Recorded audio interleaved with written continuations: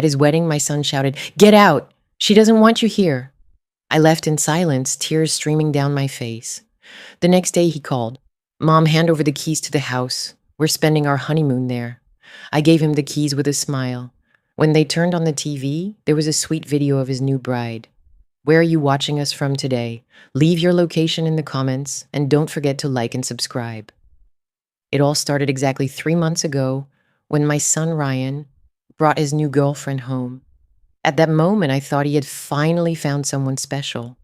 If I had known what that woman was planning, I never would have let her step foot in my house. My name is Elaine Hayes. I'm 52 years old, and I've been a widow for the last 3 years. My husband, Henry, died of cancer when Ryan was 25, leaving me this beautiful 4-bedroom house in an upscale suburb of Phoenix, Arizona.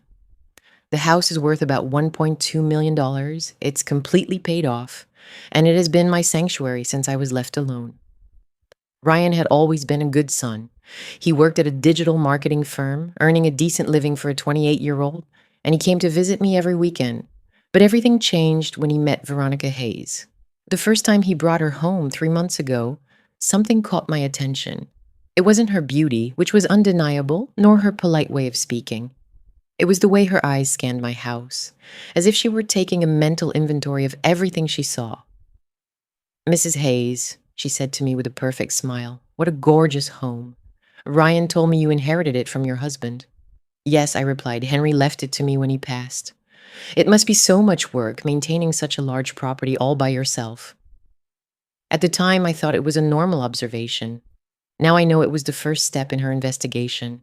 Over the next few weeks, Veronica became a frequent visitor, always kind, always interested in my well-being, always asking questions that seemed innocent, but now I realize had a specific purpose. "Is Ryan your only child? Do you have any other close relatives? Have you thought about what will happen to the house when you're older?" I answered honestly, like a woman who believed she was getting to know her future daughter-in-law. I told her Ryan was an only child, that my only sister lived in Tampa, Florida, and that I had no plans ever to move out of my house. What I didn't know was that every answer was a piece of the puzzle Veronica was assembling to destroy my life. The change in Ryan was gradual. At first, I thought it was normal, a man in love spending more time with his fiancée than with his mother. But then the strange comments started. "Mom, Veronica thinks you look really tired lately." "Mom, don't you think this house is too big for you?" "Mom, Veronica knows some lovely retirement communities where people your age live happily and have plenty of company." Every comment was presented as genuine concern, but it was always initiated by Veronica. It was as if she were planting ideas in my son's head, ideas he would later repeat to me as if they were his own. When Ryan announced they were getting married after only 6 months of dating, I tried to talk to him. "Don't you think it's too soon, son?" "Mom, when you know someone is the right person, there's no point in waiting." "But you barely know her." "I know her enough to know that I love her and that she loves me." The day of the wedding was when everything exploded. I had helped pay for part of the ceremony. I had organized the catering. I had invited my friends and family. But when I arrived at the church, Veronica greeted me with a chilling smile. "Elaine, there's been a slight change of plans." "What kind of change?" "Ryan and I decided we want a more intimate ceremony.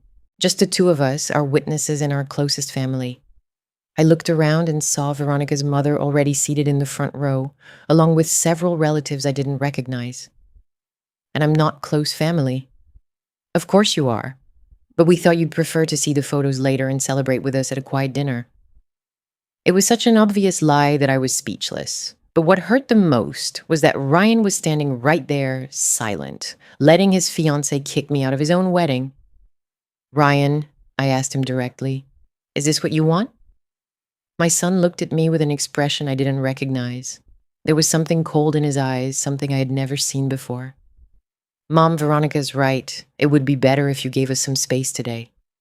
"Space? I'm your mother, Ryan. And precisely because of that, you should understand that this is my day with my wife." Veronica smiled triumphantly behind him. That's when I lost control. "You can't throw me out of your wedding like I'm a stranger." "Get out!" Ryan yelled, and the entire church went silent. "She doesn't want you here." The words hit me like physical blows. I grabbed my purse, lifted my chin, and walked out of that church with all the dignity I could muster. But the tears started falling as soon as I reached my car. That night, alone in my house, I poured myself a glass of wine and tried to understand what had happened. How could my son, who had loved me his entire life, treat me that way? What had Veronica done to turn him into a stranger? The next day, the phone rang at 9 in the morning. "Hi, Mom." Ryan's voice sounded normal, as if nothing had happened. "Hello, Ryan. Listen, Veronica and I are planning our honeymoon, and we thought it would be perfect to stay at your place for a few days. Could you lend us the keys?" The audacity left me speechless. "You want to use my house for your honeymoon?" "Yeah, with the pool in the backyard. It would be like a private resort. And why don't you go to a hotel like everyone else?" "Mom, hotels are so expensive, and your house is just sitting there empty most of the time." Empty. As if my presence didn't matter. "For how long?" "Just 2 weeks. I promise we'll take care of everything." Part of me wanted to say no, that after yesterday's humiliation, they didn't deserve any favors. But another part, the part that still hoped to get my son back, thought that maybe if I did this favor, Ryan would remember that he loved me. "Fine," I finally said. "Come by this afternoon for the keys." "Thanks, Mom. I knew I could count on you." When they arrived that afternoon, Veronica was beaming with happiness. She hugged me as if we were best friends. "Elaine, you have no idea how grateful I am. The house is perfect for starting our married life." Starting their married life in my house. Ryan took the keys from my hand and gave me a quick kiss on the cheek. "See you in 2 weeks, Mom." I watched them get into their car and drive away, and I had a strange feeling in my stomach, as if I had just made a terrible mistake. That intuition proved correct. Because the next day, as I drove past my house on the way to the supermarket, I saw something that changed everything. A moving truck was parked in my driveway, and 2 men were hauling boxes out of my own home. Seeing that moving truck at my house was like receiving an unexpected slap. I parked across the street and watched, trying to process what I was seeing. 2 uniformed men were taking boxes and furniture out of my house, while Ryan directed the operation. Veronica stood next to him, with a clipboard in her hands, checking things off as if she owned the place. From where I was, I could see they were emptying the attic and the basement, antique furniture that had belonged to my mother, Christmas decorations, mementos from my marriage to Henry, things that hadn't seen the light of day in years, but were still mine. My first instinct was to get out of the car and confront them immediately, but something stopped me. In my 52 years, I had learned that when something doesn't make sense, it's better to observe first and act second. My phone rang. It was Ryan. "Hi, Mom." "Hi, sweetie." I tried to keep my voice neutral. "I'm calling to tell you about something we discovered in the house." Lie number 1. "What did you discover?" "There's a serious issue with the attic pipes. There's a leak that's damaging a lot of the stuff you stored up there." Lie number 2. "I had all the plumbing checked by a licensed plumber just 4 months ago." "How serious is the damage?" "Pretty bad. Veronica has a friend who is an expert in antique furniture restoration. We asked him to take everything that can be saved to his workshop to have it looked at.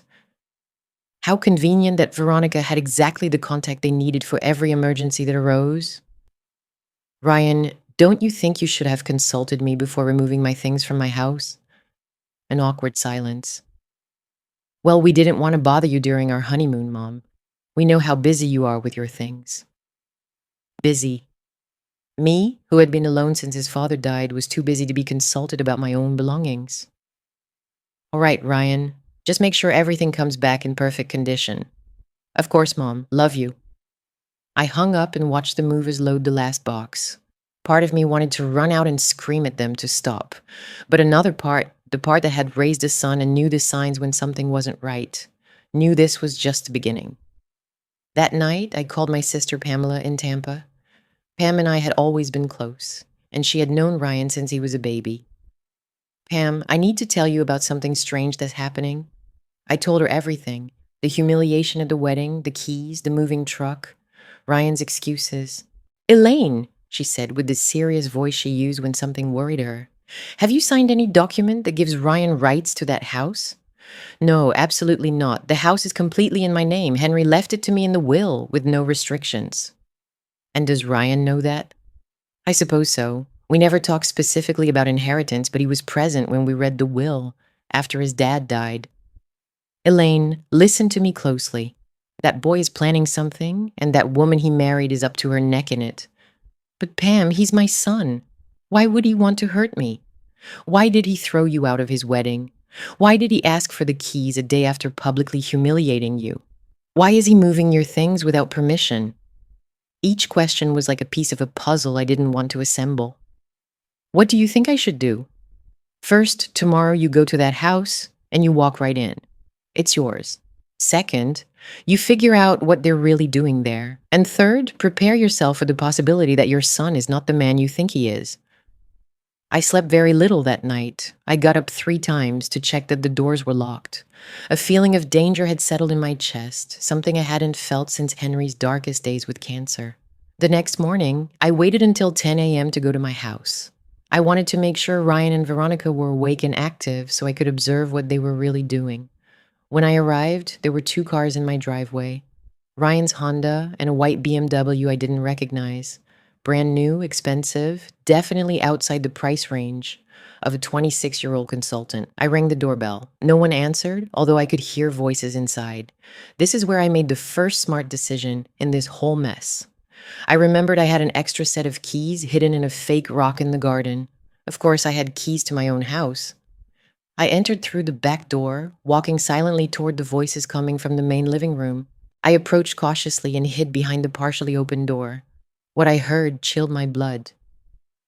The attorney says, with the power of attorney, we can have access to everything in under 3 weeks. A male voice I didn't recognize was saying. And what if she refuses to sign? Veronica asked. She won't refuse, Ryan replied, with a coldness I didn't recognize in his voice. My mother would do anything for me. We just need to present it to her the right way. Mr. Reynolds says the legal transfer of power is the quickest option, the unknown man continued.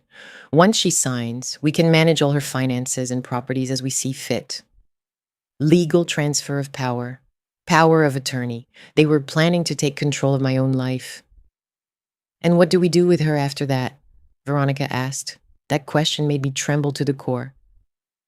There are some really nice assisted living communities for people her age, Ryan responded as if discussing what to do with an old dog. She'll be better cared for there than living alone in such a large house. Don't you think she'll suspect something when we ask her to sign legal documents? Veronica insisted. That's why Attorney Reynolds is here, Ryan said. He's going to explain that it's just a tax formality, something routine to protect the property from high taxes. My mom doesn't understand anything about finance or law. She'll sign whatever we put in front of her. The attorney chuckled. In 30 years, I've seen it all. Children who want to speed up their inheritance are more common than people think, and widowed mothers like your mom are the most cooperative victims. Victims. That's how they saw me. A cooperative victim. I quietly stepped away from the door, left the way I came, and walked to my car with trembling legs. All the way home, Ryan's words echoed in my head. My mom doesn't understand anything. She'll sign whatever we put in front of her. When had my son started seeing me as an idiot? That afternoon, Pam called to ask how the reconnaissance mission had gone. It was worse than we thought, I told her, recounting everything I had heard. The silence on the other end of the phone lasted so long I thought the call had been cut off. Pam, are you there? I'm here, sister. I'm just trying not to catch the first flight out to punch your son in the face. Despite everything, I laughed. Pam had always been the family protector. What am I going to do? You're going to hire an attorney tomorrow. You're going to document everything you heard, and you're going to prepare for a war because that's what this is, Elaine. A war. A war against my own son. The idea seemed so surreal I could barely process it. What if I'm wrong? What if they really just want to help me with some tax paperwork? Elaine Hayes, in your entire life, when have you ever seen Ryan worry about your taxes or your finances? She was right. Ryan had never shown any interest in my legal documents or my money until now. All right, I'll look for an attorney tomorrow. And Elaine, be very careful. If they're willing to steal control of your life, we don't know what else they're willing to do. That night, I put a chair against my bedroom door. before going to bed. For the first time in 3 years, I didn't feel safe in my own house. 2 days later, Ryan called me. Mom, we need to talk to you about something important. Can you come to the house tomorrow afternoon? The trap was set. Now it was just a matter of whether I would fall into it. But this time, I wasn't going in unprepared. Talk about what, Ryan? I asked, though I already knew exactly what he wanted to discuss. It's about some legal issues with the house, Mom. Veronica's attorney found some problems with the property documents. Ah, yes, the famous problems that Henry, the most meticulous man in the world regarding paperwork, had supposedly left unresolved. What kind of problems? It's better if he explains it in person. Can you come tomorrow at 4? I looked at the calendar. It was Thursday. That gave me exactly 24 hours to prepare. All right, I'll be there. As soon as I hung up, I searched online for attorneys specializing in family law and called the first one with good reviews. The Blackwood Law Group, Fernando Blackwood speaking. Mr. Blackwood, I need an urgent consultation. I think my son is trying to scam me. How urgent? Tomorrow I have a meeting where they will likely try to trick me into signing documents that take away my house. Come in immediately. Mr. Blackwood's office was in a modern downtown building. The man who greeted me was about 60, with perfectly combed white hair and eyes I had seen in the best doctors. Intelligent, direct, trustworthy. I told him the entire story, from the wedding to the conversation I had overheard yesterday. Mrs. Hayes, he said when I finished, did you bring the property documents? I took the deed to the house, Henry's will, and all the inheritance paper out of my bag. The attorney reviewed them for 30 minutes, reading every page with the care of someone who knows exactly what to look for. Everything is perfectly in order, he finally said. Your husband did an excellent job. The property is entirely yours, without restrictions, without conditions, without legal issues of any kind. So what could they be planning? They are going to try to trick you into signing a general power of attorney or a property transfer. They will tell you it's to protect the house from back taxes or potential debts, anything that sounds official and scares you enough to sign without reading. And if I sign? If you sign a general power of attorney, your son would have total control over all your finances and properties. If you sign a transfer, you would lose the house immediately. In both cases, there would be no easy way back. The reality of the situation hit me like a punch to the stomach. What can I do? First, don't sign anything, absolutely nothing, without consulting me. Second, we need to document everything that happens in that meeting. The attorney took a small digital recorder from his desk drawer. This is going to be your best friend tomorrow. Record the entire conversation. Is that legal? In most states, it is legal to record a conversation in which you are a participant, especially on your own property.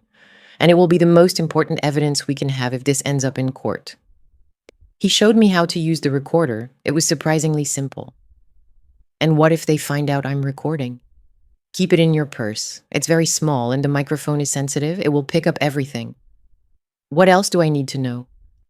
Your son will likely use emotional manipulation tactics. He will tell you that everything is for your own good, that he is protecting you, that it's what his father would have wanted. Don't be fooled. What if they genuinely want to help me? The attorney looked at me with compassion. Mrs. Hayes, if they truly wanted to help you, why didn't they invite you to participate from the beginning? Why are they moving your things without permission?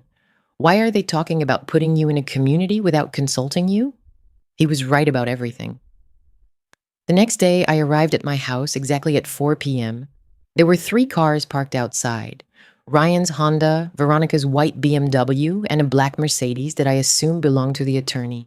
I took a deep breath, turned on the recorder, and placed it in my purse, checking that the microphone was well positioned.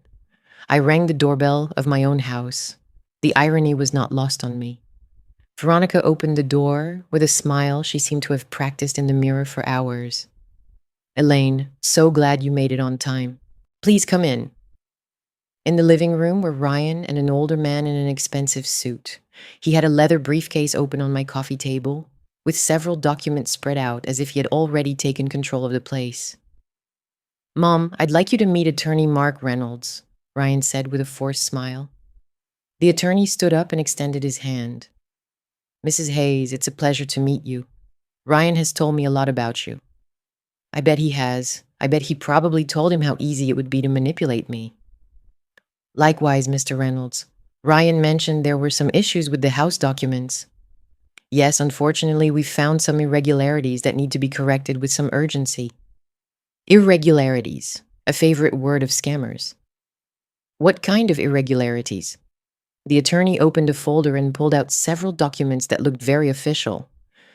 You see, Mrs. Hayes, when your husband passed away, the property transfer into your name did not follow certain tax procedures that have changed in recent years. This leaves you vulnerable to claims from the IRS for back taxes. The IRS. It was always the IRS when they wanted to scare people. What kind of claims? If we don't regularize the situation soon, they could seize the property for unpaid inheritance taxes. A lie. Mr. Blackwood had explained to me that all taxes had been paid correctly and that we had the receipts. And how are we supposed to regularize that? It's very simple, Attorney Reynolds said, placing a document in front of me. We just need to make a temporary transfer of the property into Ryan's name. Since he is your direct heir and an active taxpayer, this shields the house from any tax claims. Temporary, scammer's favorite word number 2. And after that, after all the tax matters are resolved, which should take between 6 to 8 months, we can transfer the property back into your name if you so desire. If I so desired. How generous. And in the meantime, what happens to me? Where do I live? Ryan came closer and sat on the arm of my chair, exactly as he used to do when he was a child and wanted something special. Mom, Veronica and I have been talking about your future. Your future, not our future. Your future. What about my future? We think it would be good for you to consider moving to a place more appropriate for your age and your needs. Like where? There are some beautiful communities nearby, Veronica said, joining the conversation. With medical services, activities for people your generation, lovely gardens, you would have much more company and professional care. People your generation. I was 52, not 85. And if I don't want to move? An uncomfortable silence filled the room. Mom, Ryan said condescendingly, you have to be practical. This house is too big for one person. The upkeep, the security, the expenses, it's too much for anyone. And if I don't sign these documents? Attorney Reynolds became serious for the first time. Mrs. Hayes, if we don't correct these tax issues now, when the IRS discovers the irregularities, you will lose the house anyway, and you won't receive anything in return. At least this way, Ryan can ensure you have the necessary resources to live comfortably. Resources? Ryan would give me money for my own house. It's not exactly a sale, Ryan said. It's more like a family reorganization to protect the assets. Family reorganization. A very elegant way of saying theft. I looked at the documents. There were at least 10 pages full of complex legal language that would have been hard to understand even if I had wanted to. Can I take them with me to review them carefully? The problem is this is extremely urgent, insisted Attorney Reynolds. IRS auditors can show up at any time. If we don't have these documents processed before next Monday, it may be too late. Urgent. Everything was always urgent when someone wanted you to do something that wasn't in your best interest. What if I seek a second opinion with my own attorney? The two men exchanged quick glances. Of course you can do that, Attorney Reynolds said, but you would be wasting valuable time, and any competent lawyer will tell you exactly the same thing we are. Mom, Ryan took my hand with the same faint tenderness he had used all his life when he wanted something. When have I ever given you bad advice? Trust me, we just want to protect you. Protect me. By stealing my house and putting me in an assisted living facility. I looked at my son, that 28-year-old man who looked so much like his father, but had something in his eyes I had never seen before, something calculating, something cold. I need time to think about it. How much time? Veronica asked, and for the first time in the entire conversation, her mask of sweetness slipped a little, revealing real impatience. Until Monday. All right, Ryan said, clearly frustrated. But Mom, please don't let this get unnecessarily complicated. It's for your own good. When I left my house 20 minutes later, I had the complete recording of the conversation in my purse and an absolute certainty in my heart. My son had decided to steal from me. But there was something else. Something in the way Veronica had reacted when I said I needed time. a look of panic that lasted barely a second but was definitely there. This wasn't just Ryan's idea. Veronica was orchestrating everything, and by Monday, I was going to find out exactly what kind of woman she really was. On Friday morning, I went straight to Mr. Blackwood's office with the recording. He listened to everything without interrupting, taking notes on a legal pad. "Mrs. Hayes," he said when the recording ended, "this is perfect evidence of attempted fraud, but there's something that worries me." "What?" "This plan is too elaborate to be improvised. This has been organized for weeks, maybe months." "What do you mean?" "I know Attorney Reynolds by reputation. He's a real lawyer, but he's not exactly known for his ethics. If Veronica hired him, she paid handsomely for his services." "And what does that mean?" "That this woman has money, a lot of money, and probably experience doing exactly this." Mr. Blackwood leaned back in his chair. "Mrs. Hayes, what do you really know about Veronica Hayes?" "Very little, now that I think about it. Ryan told me she works as a consultant, lives in a downtown condo, and lost her father when she was a child." "Have you ever met her family, friends, co-workers?" "Only her mom at the wedding, and that was very brief." "We're going to investigate that young lady. My secretary has contacts in public records and credit bureaus. If Veronica Hayes has a history, we're going to find it." "And in the meantime, what do I do about the Monday meeting?" "You're going to go. You're going to record everything again. And you're going to refuse to sign any documents. You'll tell them your attorney needs to review everything first." "Won't that make them suspicious?" "It will make them nervous, and nervous people make mistakes." That same Friday afternoon, while I was at the supermarket, an older woman approached me in the cereal aisle. "Excuse me, are you Elaine Hayes?" "Yes." "I need to talk to you about Veronica Hayes." My heart raced. "Who are you?" "I'm Carol Stone. My son, Robert Rob Carter, was married to that woman." "Married?" Veronica had been married before. "Can we talk privately?" "Of course." We went to the supermarket cafe and sat at an isolated table. Carol was about 60, with perfectly coiffed gray hair and the rough hands of someone who had worked all her life, but her eyes were intelligent and determined. "Mrs. Hayes, I don't know exactly what that woman is planning with your son, but I know it's nothing good." "Why do you say that?" "Because she's done it before, with my Rob." Carol opened her purse and took out a folder full of documents. "Rob met Veronica a year and a half ago. They got married after 4 months of dating. 8 months later, my son had lost his auto repair shop, his house, and all his savings." I was speechless. How did she do it? "At first, she seemed deeply in love. Rob had a very successful shop he inherited from his dad and a house that had been in the family for 2 generations. Carol showed me bank statements and legal papers. Look at these transfers. Rob put the house and the shop up as collateral for loans Veronica claimed were to expand the business. The figures made me dizzy. More than $300,000 transferred over the course of 6 months. And Rob didn't realize? Veronica is extremely clever. She always had perfect explanations for everything. The money was for new machinery, for inventory that was on the way, for taxes that needed to be paid immediately to avoid penalties. What happened in the end? One day, Rob went to the bank and found that all the accounts were empty. When he came home, Veronica had already moved out. The only thing she left was the divorce papers, and the house and the shop. The bank took them back for non-payment. Rob now lives in a small 2-bedroom apartment and works as an employee in what used to be his own business. I remained silent, processing this information. "How did you know she was with my son?" "Rob saw the wedding photos on Facebook. He called me that same night, desperate, saying I had to warn you before it was too late." "Too late for what?" Carol looked at me with a mixture of compassion and urgency. "Mrs. Hayes, do you have property, savings, anything of value?" "My house is worth almost $1.2 million, and I have some savings." "Then there's still time, but you have to act very fast." "How did you find me?" Rob remembered Veronica always talking about how her next project was going to be much bigger than him. When he saw the wedding photos, he did some research and found out that Ryan's dad had died 3 years ago, leaving a considerable inheritance. My phone rang. It was Ryan. "Do I answer?" I asked Carol. "Answer, but be very careful what you say." "Hello, sweetie." "Mom, how are you? Have you thought about the meeting on Monday?"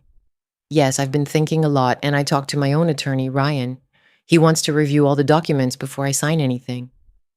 A tense silence. Your own attorney. Mom, that's going to complicate everything unnecessarily.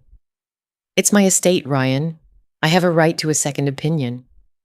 Mom? His voice changed, becoming harder. I expected you to trust me. And I expected you not to try to steal my house. The line was silent for so long I thought he had hung up. What did you just say? I overheard your conversation on Tuesday. Ryan, I know exactly what you're planning. Another long silence. Mom, there was obviously a misunderstanding.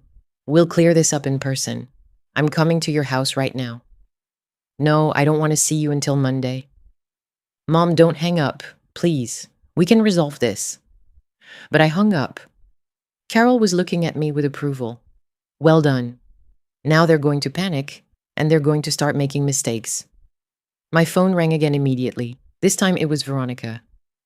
Elaine, I think there's been a serious misunderstanding. Can we talk? There is no misunderstanding, Veronica. I know exactly who you are and what you did to Robert Carter. The silence on the other end was absolute. Who told you that? His mother. She's here with me right now. That woman is confused. Robert had serious problems with alcohol and gambling. He lost everything because of his own vices. I tried to help him. I have the bank documents, Veronica. The transfers with your signature, the loans you took out using his house as collateral. Elaine, I don't think you understand how marital finances work. It's very easy to misinterpret legal documents when you don't have the proper education. And there it was. The mask had finally dropped. This was the real Veronica. Cruel, condescending, ruthless. I understand enough to know that I won't sign any document that takes away control of my life. Elaine, listen to me closely. Ryan is your only son. If you destroy your relationship with him over these ridiculous paranoid notions, you will end up completely alone. I'd rather be alone than be robbed by my own family. This isn't over, Veronica said before hanging up. Carol and I looked at each other. Mrs. Hayes, do you have a safe place to stay this weekend? Why? Because when Veronica feels cornered, she becomes dangerous, and she just realized her perfect plan is about to collapse. That night, I went to a hotel near the airport, but before I left, I called a security company and had cameras installed in my house, because I had a feeling that what had happened so far was just the beginning. On Saturday morning, at 4:30 a.m., my phone vibrated with a security camera alert.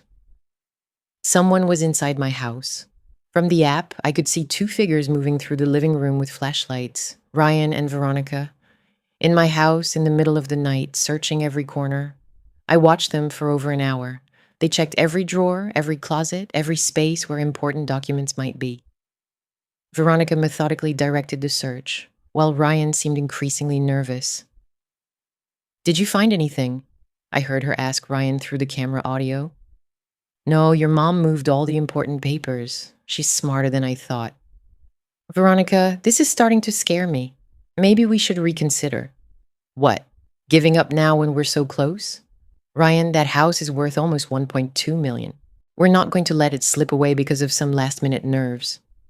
But what if she already hired an attorney? She suspects, but she doesn't have proof of anything specifically illegal. We can still make this work. How? Veronica stopped searching and turned to Ryan. Your mom is emotionally vulnerable. She just found out her only son married someone she doesn't approve of. She's alone, scared, desperate to win back your love. And we're going to use that. We're going to make her feel so guilty for distrusting us, so desperate to prove she trusts you, that she'll sign the documents just to regain your affection. Ryan looked increasingly uncomfortable. I don't know, Veronica. I think we underestimated how much she really knows. Since when did you become such a coward? Veronica's voice turned venomous. Do you prefer to work the rest of your life paying rent while your mom lives alone in a mansion? That's not it. But then stop complaining and trust me. On Monday, you're going to see her. You're going to cry if necessary. You're going to apologize for the misunderstanding and tell her that all you ever wanted was to protect her. And if that doesn't work, it will work. I know mothers better than you. They will do anything to keep their sons close, especially lonely widows, like your mom. Lonely widows, as if I were an easy species to hunt. I recorded the entire conversation on my phone. The next day, Sunday, I showed it to Mr. Blackwood in an emergency meeting. "This is perfect evidence of conspiracy to commit fraud," he said after listening. "With this recording, we can get them arrested." But first, Carol, who had joined us, interjected, "We should find out if there are more victims. Rob can't be the only man Veronica has scammed." "How can we do that?" "I have a friend who works in vital records," Carol said. "She can search if Veronica has been married more times." That same afternoon, Carol's friend called us with information that chilled me to the bone. Veronica Hayes has been married 5 times in the last 7 years. Each marriage lasted between 6 and 12 months.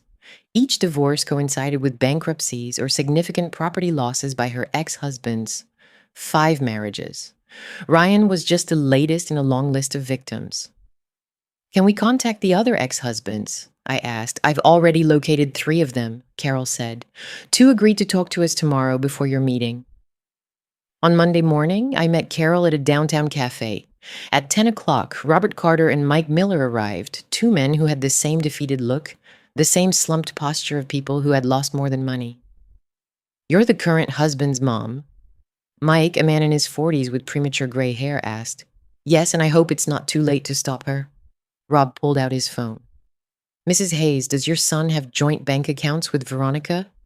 "Yes, he told me they opened an account for household expenses. Tell him to check it now."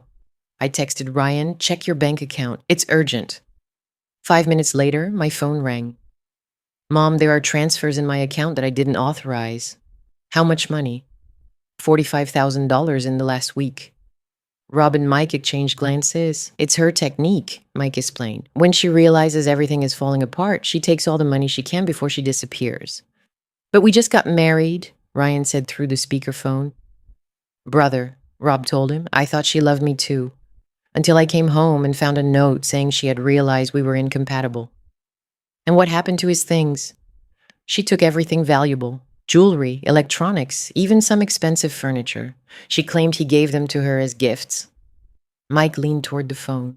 "Ryan, has she talked to you about expanding a business? About investing in something that sounds very promising?" "Yes," Ryan murmured. "She wants to buy a restaurant franchise. She says it's a secure investment." "And how much do they need for that?" "About $500,000, but she says we can use my mom's house as collateral for the loan." The 3 men looked at me with grave expressions. "That's her final play," Rob said. "Once she has collateral on the house, she can debt load them so much that they will lose the property trying to pay back loans that will never benefit them." Just then, my phone rang. It was Veronica. "Do I answer?" I asked Ryan. "Yes, but put it on speaker." "Hello, Veronica." "Elaine, where is Ryan? He didn't come home last night, and I'm very worried." "He's with me." "With you? Why?" "Because we're talking to Robert and Mike, 2 of your ex-husbands." A long silence. "I don't know what you're talking about." "Of course you do. We also know about the bank transfers you made from Ryan's account." Another silence. "Ryan," Veronica finally said, "please come home. Your mom is filling your head with lies." "The bank transfers are not lies, Veronica," Ryan responded. "The $45,000 you took isn't a lie either. That money was for the franchise, for our future." "What franchise? There is no franchise, is there?" "Ryan, please come home, and we'll talk alone. I can explain everything." "I'm not coming back, Veronica, not until you return the money and explain the truth about your other marriages. If you don't come home in 2 hours," Veronica's voice turned icy, "you will regret this decision for the rest of your life." And she hung up. The 5 of us were silent for a moment. "How do you feel?" Mike asked Ryan. "Like I've been living with a stranger." "That feeling will last for a while," Rob said, "but it will pass." My phone vibrated with a text message. "This isn't over. You will pay for ruining my life." Carol read the message over my shoulder. "Mrs. Hayes, get out of town tonight. Until we know what Veronica is going to do, it's not safe for you to stay here." "And what are you going to do?" "We're going to stay and watch," Mike said. "If Veronica comes back here, we'll document everything." "Shouldn't we call the police now?" "To tell them what?" Rob asked. "We can't definitively prove she caused the explosion. The bank transfers were technically legal because Ryan gave her access to the account." He was right. Veronica had been very careful to stay within bounds. that would be difficult to prosecute legally. But there's another option, Carol said. What? We can get her to condemn herself. She explained her plan. It was risky, but it was our only real chance to get solid evidence against her. Are you sure you want to do this? Ryan asked me. I looked at my damaged house. I thought about the men Veronica had destroyed. I thought about the future victims there would be if we didn't stop her. What do I need to do? But before they could answer, my phone vibrated with a message from Veronica. I hope you have good insurance. And all the alarms in my house started ringing at the same time. We arrived at my house to find 2 fire trucks, an ambulance, and 3 police cruisers. Smoke poured from the second-floor windows, and there was debris in the front yard. Elaine, my neighbor Mrs. Patterson cried, running toward me. Thank goodness you weren't home. I thought you were trapped. What happened? There was an explosion in your master bedroom about 2 hours ago, the fire chief informed us. There's structural damage to the second floor and smoke damage throughout the house. It's going to need extensive repairs. I looked at Ryan. We both knew this hadn't been an accident. Did any witnesses see anything suspicious? I asked. Your neighbor to the west says she saw a young woman leave the house approximately 30 minutes before the explosion. Long, dark hair, dressed in black. She left through the back door and walked toward the next street. Veronica's description. Did you find evidence that the gas was intentionally turned on? Officially, we are investigating all possibilities. Unofficially, the chief lowered his voice. Someone definitely tampered with the water heater valve. This was not accidental. Rob approached us. Are you guys okay? Physically, yes, I replied. But my house... This confirms what we feared, Mike said. Veronica is no longer playing games. Now she's trying to seriously intimidate you. Or destroy evidence, Carol interjected. Think about it. Your bedroom is where you probably kept important documents. If that is destroyed, it would be harder for you to prove legal ownership of the house. Ryan looked devastated. This is my fault. This was going to happen anyway, I told him. Only now we no longer have to wonder what she's capable of. My phone rang. Veronica. Are you going to answer? Rob asked. Yes, but let's record everything. Carol activated a recording app on her phone. Elaine, I just heard about the fire. How awful. I hope everyone is okay. Her voice sounded perfectly concerned, completely convincing. We're fine, Veronica. You heard about it fast. News travels quickly in the neighborhoods. Is Ryan with you? He's here. Can he talk to me? I handed the phone to Ryan. The 4 of us huddled close to listen. Hello, Veronica. My love, are you okay? I was frantic when I heard about the fire. Where are you now? A small but significant pause. At home, of course. Why? Which home? The condo or my mom's house?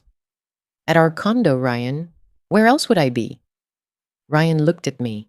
We knew she was lying because the security cameras had captured her leaving my house that morning. Veronica, we need to talk seriously. Of course, my love. Do you want me to come to where you are? No, let's meet in a neutral place. Neutral? Ryan, I'm your wife. Why do we need a neutral place? Because I know what you did to Robert, Mike, Carl, and Andrew. Absolute silence. He had mentioned a name we hadn't discussed in her presence. I don't know what you're talking about. And I know you were at my mom's house this morning. That's ridiculous. Why would I be there? Because the security cameras recorded you. Another long silence. Ryan, your mom is manipulating you. She's trying to destroy our marriage. My mom didn't cause the explosion in her own house. Veronica, you're implying that I... Ryan, that's absurd. Why would I do something like that? To destroy evidence? To intimidate us? To get your own way? If you really believe I'm capable of something like that, Veronica's voice turned cold, then you obviously don't know me at all. You're right, I don't know you, but I'm starting to. Ryan, listen to me closely. If you continue with this paranoia, if you keep believing your mom's lies, our marriage will be over. Is that what you want? If the marriage is based on lies and manipulation, then yes, that is what I want.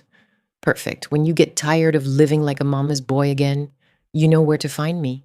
And she hung up. The 5 of us were silent for a moment. How do you feel? Mike asked Ryan.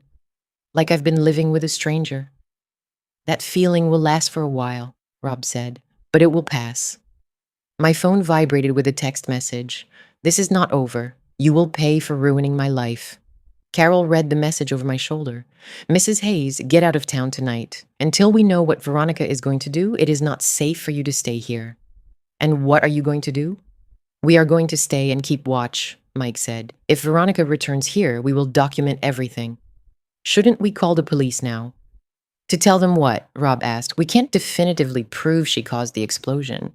The bank transfers were technically legal because Ryan gave her access to the account. He was right. Veronica had been very careful to keep her actions within limits that would be difficult to process legally. But there's another option, Carol said. What? We can get her to condemn herself. She explained her plan. It was risky, but it was our only real chance to get solid evidence against her. Are you sure you want to do this?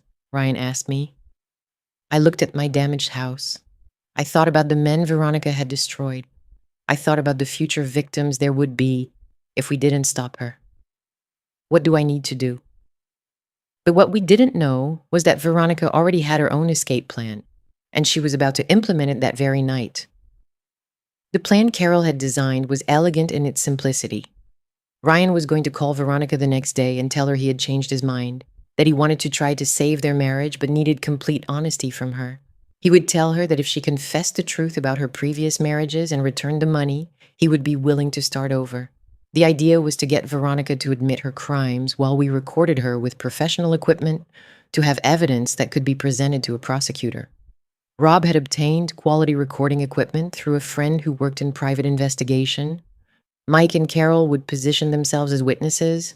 I would be present but concealed so Veronica wouldn't feel threatened. We decided to meet at the mall cafe the next afternoon, a public place but noisy enough to have an apparently private conversation. That night, Ryan and I stayed at a hotel near the airport. At 11 at night, he made the call. Veronica, I've been thinking about everything that has happened. And his voice sounded cautious. I think maybe I overreacted. I want to hear your side of everything. Really? Her tone immediately changed, becoming warmer. You're not mad at me anymore? I'm still confused, but I want to give you a chance to explain everything. Oh, Ryan, I knew you would understand. You're different from those other men. Rob, who was listening on speakerphone, raised his eyebrows. She was already starting to reveal information. Can you meet me tomorrow at the mall cafe at 5? I want us to talk without interruptions. Of course, my love, I'm going to explain everything and you'll understand why I had to handle things this way. All right, I'll see you there. After hanging up, Ryan looked nervous. What if she doesn't say anything to incriminate herself? She will, Rob said. When Veronica thinks she has control of the situation, she becomes arrogant. She starts bragging about how smart she is. The next day, we were all in position by 4:30. Rob and Mike sat at a table near where Ryan would wait for Veronica, pretending to be strangers who had come for coffee. Carol and I hid at a table on the second floor, from where we could see everything but remain undetected. The recording equipment was hidden in Ryan's backpack, with directional microphones sensitive enough to capture an entire conversation. Veronica arrived exactly at 5, wearing a blue dress that made her look especially attractive. She approached Ryan with a radiant smile and kissed him as if the last few days hadn't happened. My love, I missed you so much. Veronica, sit down. We need to talk seriously. They sat at the table we had chosen, about 12 feet from where Rob and Mike pretended to check their phones. Ryan, before you say anything, I want you to know that everything I've done has been thinking about our future, including lying to me about your previous marriages. Veronica sighed dramatically. All right, yes, I was married before. Several times. How many times? 5 times, including you. She was admitting everything. My heart was pounding so hard I was afraid they could hear me from below. And why did you lie? Because I knew you wouldn't understand. Men always judge women who have had multiple relationships. What happened with those marriages? They didn't work out. When I realized there was no real future, I ended the relationships. And you took their money? Veronica laughed with a naturalness that chilled my blood. Ryan, when you get divorced, you're entitled to marital assets. That's not stealing. That's using the legal system intelligently. But Rob told me he lost his house and his business. Rob was a loser who didn't know how to manage his finances. I tried to help him make smart investments, but he preferred to waste the money on nonsense. Like what investments? Like the restaurant franchise I proposed to you. It's a real business, Ryan, but it needs significant initial capital. And my mom's house. Your mom is an older woman, living alone in a house that's too big for her. She would be much happier in a community where she has constant company and appropriate medical care. And we would keep the house.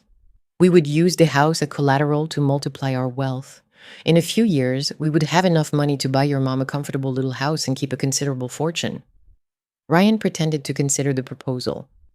And what if she doesn't want to move? Ryan, my love, your mom is starting to show signs of mental decline. Haven't you noticed how paranoid and distrustful she's become lately? She might need professional medical supervision. Carol touched my arm from above. Veronica was suggesting declaring me mentally incompetent. Mental decline. I've been observing her carefully, and there are definitely concerning signs. She forgets important conversations, gets confused with dates, makes completely irrational accusations. A competent psychiatrist could easily diagnose early-stage dementia. And then what would happen? You would have to assume control of her finances and properties to protect her from herself. It's what any responsible son would do in that situation. Rob looked at me from his table and nodded slightly. Veronica was confessing a complete plan of fraud and elder abuse. Have you done this before? Ryan asked. What specifically? Helping to declare someone mentally incompetent to access their estate. Veronica hesitated for the first time in the entire conversation. Once with an ex-boyfriend's grandfather. The poor man genuinely had advanced dementia problems, but the family was too sentimental to make the difficult decisions. We had to intervene for everyone's sake. And what happened to him? He's in a very exclusive residence, very well cared for, and completely safe. And his property? His family is managing it responsibly. Ryan nodded as if he understood perfectly. Veronica, there's something I need to know. Do you really love me, or am I just another business opportunity? Veronica took his hands with a perfectly practiced look of sincerity. Ryan, my love, of course I love you, but that doesn't mean we can't be strategic about our financial future. And what if my mom completely refuses to cooperate? She won't refuse. Mothers will literally do anything for their sons. And if for some reason she resists, well, there are always ways to apply appropriate pressure. What kind of pressure? Nothing dramatic, just making her understand how vulnerable a woman her age is living alone, how isolated she would be without your support. Sometimes people need to be reminded that cooperating is much better than resisting. Mike signaled to me from below. Veronica had just admitted intimidation and coercion. And after we get the house? Then we live comfortably while we grow our wealth exponentially. In a few years, we'll be truly rich, Ryan. Not just comfortable, but genuinely rich. Like your other marriages? Veronica laughed. The others were practice. You're the final big prize. And there it was, the full confession, recorded in high definition. Ryan slowly stood up. Veronica, there's something you need to know. What, my love? This entire conversation has been recorded, and there are 5 witnesses present. The color completely drained from Veronica's face. What are you saying? Rob and Mike got up from their table and approached. Carol and I walked down the stairs. Hello again, Veronica, Rob said with a cold smile. Veronica stood up abruptly, looking around like a cornered animal. This is entrapment. It's completely illegal. Go ahead, Mike told her. Let's see what they say when they listen to the full recording. But Veronica didn't call the police. Instead, she looked at all of us with a smile that chilled me to the bone. You think you won, she said slowly, but you don't really know who you're messing with. We know exactly who you are, I told her, a professional con artist who ruins lives for money. I'm much more than that, she replied with a calm that was more terrifying than any scream. And before you're done with me, you'll find out exactly how far I'm willing to go. And she walked out of the cafe with her head held high, as if she had just won instead of being caught. That night, we thought we had won. We didn't know that the worst was yet to come. At 2 a.m, my phone rang with a call that changed everything. Mrs. Hayes, This is Dr. Martinez from General Hospital. Your son, Ryan, was admitted an hour ago. The world stopped. What happened? He had a car accident. He is stable now, but he needed emergency surgery. Can you come immediately? I'm on my way. I called Rob while driving to the hospital with trembling hands. Rob, Ryan is in the hospital. He had a car accident. What? When?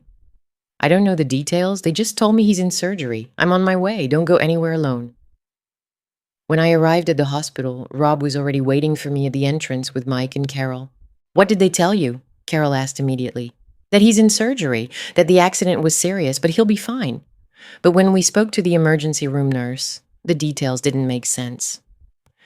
Does the police report say there were witnesses? I asked. According to the officer, your son lost control on a curve and ran off the road. No other vehicles were involved. The car rolled over and caught fire. But how is that possible? Ryan is a very careful driver. It happens sometimes, ma'am, especially when people are under a lot of emotional stress. Rob pulled me aside. Elaine, do you believe in coincidences? What are you trying to say? Veronica threatened us yesterday, and today Ryan has a mysterious accident just hours after we confronted her. The possibility terrified me, but it had a horrible logic. Do you think she... I don't know what to think, but I definitely don't like the timing. After 4 hours of waiting, the surgeon came out to talk to us.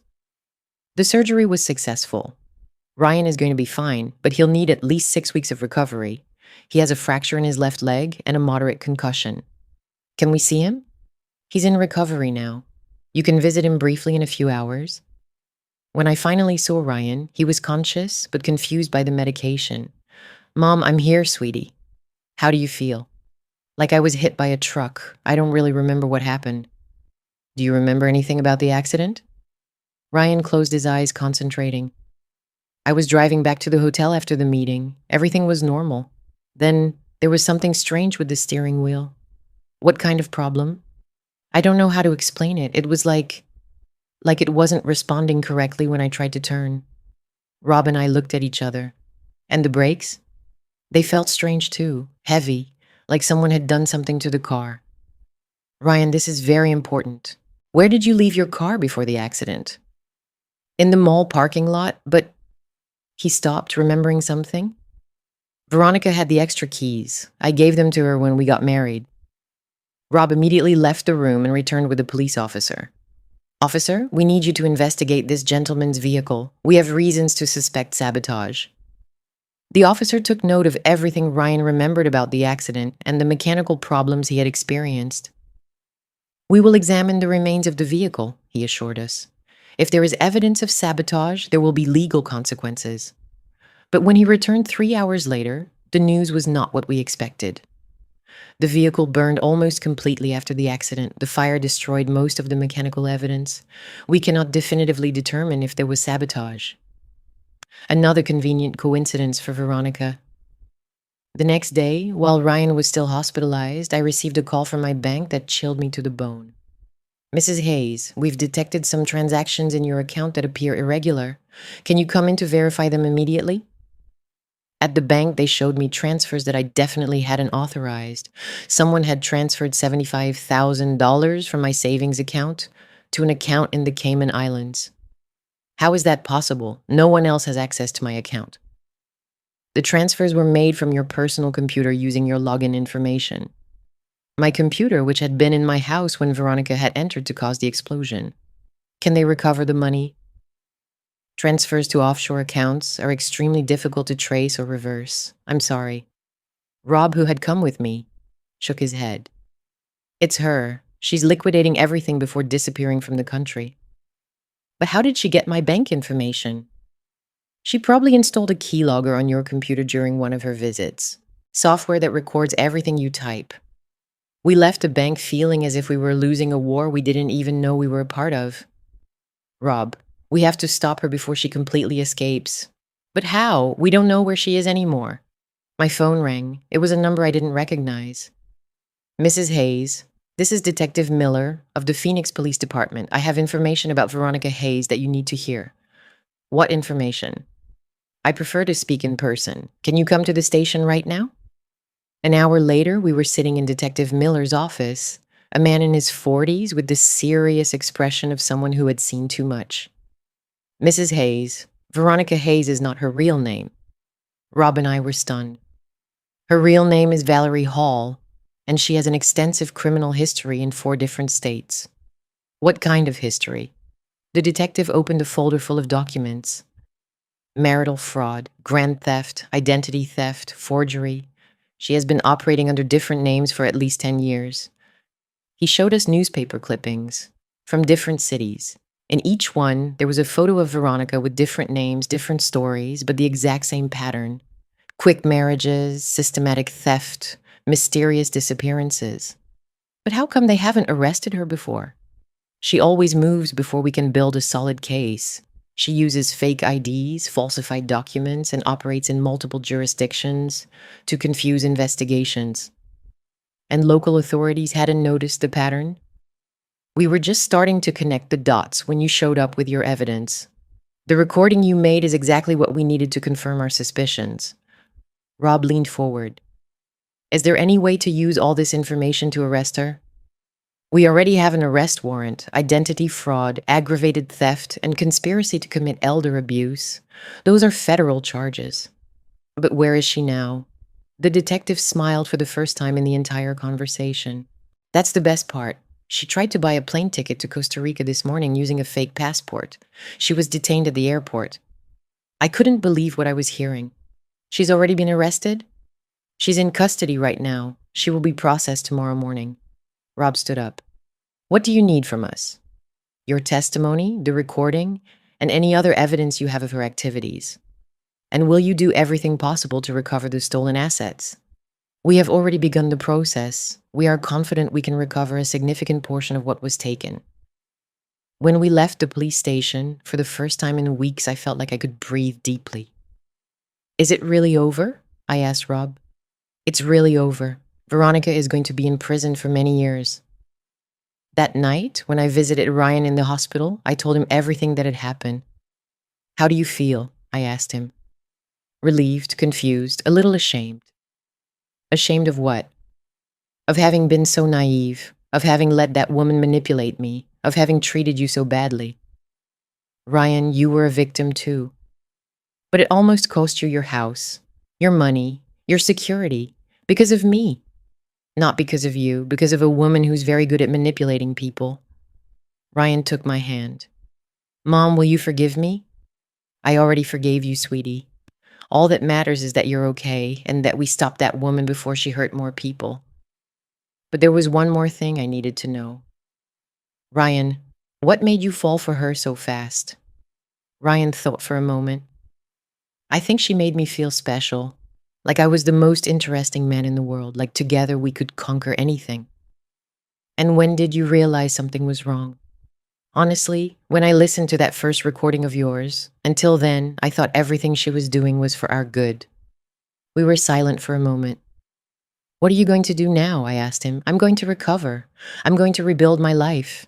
And I'm going to make sure I never become so vulnerable to manipulation again. And us? We're going to be family again. For real this time. For the first time in months, that felt possible. 3 weeks later, Ryan was discharged from the hospital and moved in with me temporarily while my house was being repaired. The damage from the explosion had been extensive, but the insurance covered everything. Strangely, the destruction had been a blessing in disguise. The house was going to be better than before. During those days, while Ryan recovered physically, we both worked on healing emotionally. It wasn't easy. There was a lot of pain, a lot of guilt, a lot of confusion about how we had gotten to that point. Mom, he told me one afternoon while we were having coffee in the garden, I need to tell you something about the video Veronica recorded. The video you mentioned that first day? Yes. What I didn't tell you is, I watched it before you confronted me with all the evidence. I remained silent, waiting. It was horrible, Mom. It was her talking directly to the camera, explaining how she had manipulated me, laughing at how naive I had been, describing exactly how she was going to steal your house. And why didn't you tell me? Because I was too ashamed to admit how stupid I had been. And why? Because part of me still hoped there was an explanation, that maybe she had recorded it when she was angry, that maybe she wasn't serious, anything that would allow me to keep believing that she loved me. I understood. Love makes us rationalize the irrational. When did you realize there was no possible explanation? When I heard your recording at the cafe. When I heard her planning how she was going to manipulate me into manipulating you. That's when I knew everything had been a lie from day one. How do you feel now? Like I had been living in a movie and suddenly woke up in real life. That same week, Detective Miller called us with updates on the case. Valerie Hall pleaded guilty to all charges in exchange for a reduced sentence. She will be in federal prison for 6 years. And the money? We recovered approximately 60% of the stolen assets, including the money from your account and part of what she took from the other husbands. It wasn't everything, but it was something. Will she be able to do this again when she gets out? She will be on a federal watch list, and all her previous marriages have been annulled due to fraud, so she'll have to start from scratch if she tries to operate again. Rob, Mike, and Carol had become part of our extended family. We met every weekend for dinner and talked about how we were processing everything that had happened. You know what the weirdest thing is? Mike said one night. It's not the money that hurt the most to lose. What was it? Ryan asked, the confidence in my own judgment. Knowing that someone could deceive me so completely made me doubt everything. Rob nodded. Exactly. For months after she left, I questioned every decision I made, every person I met, every feeling I had. And how did you overcome that? I asked. Time, Carol said. And realizing that being a victim of a professional manipulator doesn't mean you're stupid. It means you're human.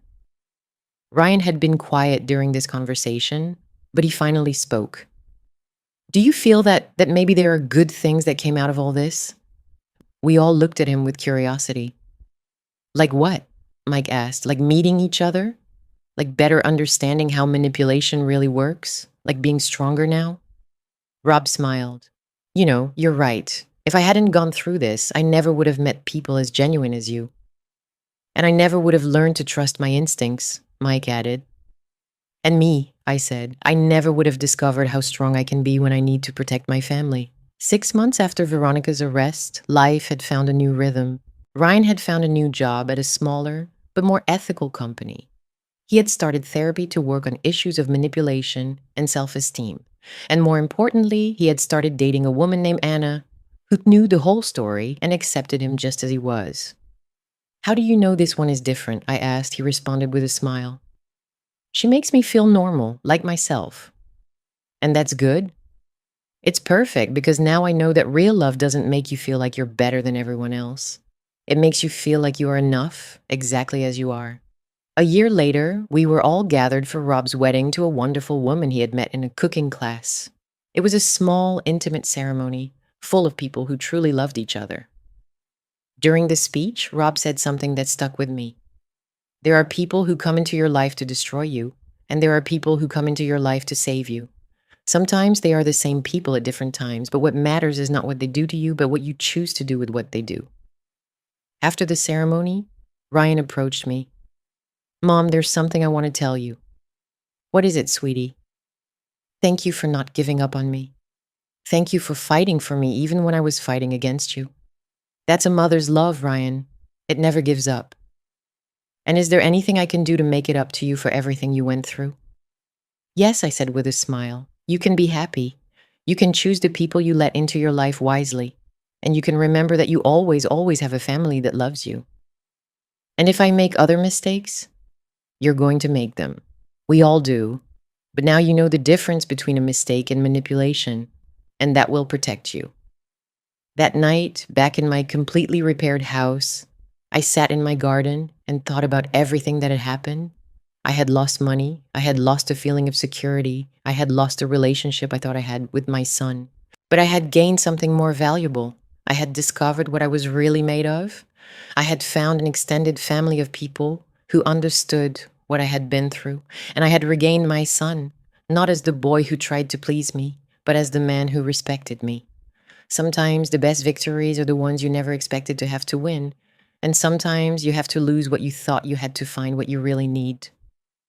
2 years after Veronica's arrest, I received a call I wasn't expecting. Mrs. Hayes, this is attorney Eleanor Stevens. I represent Valerie Hall. What does she want? I asked, immediately feeling that familiar tension in my stomach. My client will be released in 6 months for good behavior as part of her reintegration process. She would like to write you a letter of apology. I'm not interested. Mrs. Hayes, I understand your reluctance, but part of the rehabilitation process includes making amends with the victims of her crimes. Tell your client that my healing process does not require her participation. I hung up, but the call left me uneasy. That night, Ryan came over for dinner with Anna, who was now officially his girlfriend after a year and a half of a healthy, stable relationship. How do you feel about her getting out? Ryan asked me after I told him about the call. Nervous, but also curious. Curious about what? About whether she really changed. About whether she understood the damage she caused. Anna, who had heard the entire story multiple times but had never offered unsolicited opinions, finally spoke. Would knowing help you? What do you mean? If you found out she completely changed, that she is full of genuine remorse, would that make you feel better? And if you found out she didn't change at all, that she is still the same manipulator, would that affect your peace of mind? I thought about it for a moment. I think my healing doesn't depend on her at all. It depends on what I decided to do with what happened to me. Exactly, Anna said. Her rehabilitation process is her responsibility. Your healing process is yours. 3 months later, Rob called me with unexpected news. Valerie wrote me a letter. Are you going to read it? I already read it, and I think you should know what it says. Why? Because she mentioned something about you that we didn't know. An hour later, Rob was at my house with the letter. It was handwritten on cheap prison paper. Rob, the letter read, I know I have no right to ask for your forgiveness, but I need you to know that I understand the damage I caused. During these 2 years in prison, I've had mandatory therapy, and I've had to really face who I was. You were a good man who deserved real love, not manipulation.